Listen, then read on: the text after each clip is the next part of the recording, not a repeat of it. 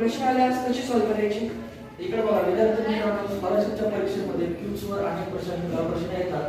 ते प्रश्न सॉल्व्ह करत असताना आपल्याला पहिले काय करायचे, क्यूबच्या साइड्स किती आहेत बघायचं. आता इथे किती साइड्स आहेत? 1 2 3 4 5. Number of side 5. आता पूर्ण टोटल नंबर ऑफ क्यूब्स किती आहेत ते मोजण्याकरता त्या m चा क्यूब करायचा. नंबर किती आहे? 5. 5 चा क्यूब किती आला?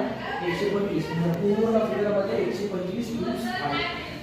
एकही साइड पेंट नसलेले, आयदर साइड पेंटेड हे करण्यासाठी आपल्याला n-2 चा क्यूब करायचा. n आहे 5 -2 चा क्यूब आला 24. म्हणजे एकही साइड पेंट नसलेले 27 क्यूब्स आहेत.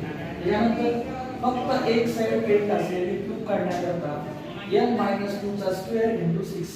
n आहे आपल्याकडे 5 -2 चा स्क्वेअर * 6. 3 चा स्क्वेअर 9 * 6 54. किती आले? 54. म्हणजे एक साइड पेंट असलेले क्यूब्स आहेत आपल्याकडे 54. त्याच्यानंतर टू साइड पेंट असलेले काढण्याकरता n-2 * 12. n आहे आपल्याकडे 5 -2 * 12 3 * 12 36. आपल्याला टोटल दोन साइड पेंट असलेले क्यूब्स आहेत आपल्याकडे 36.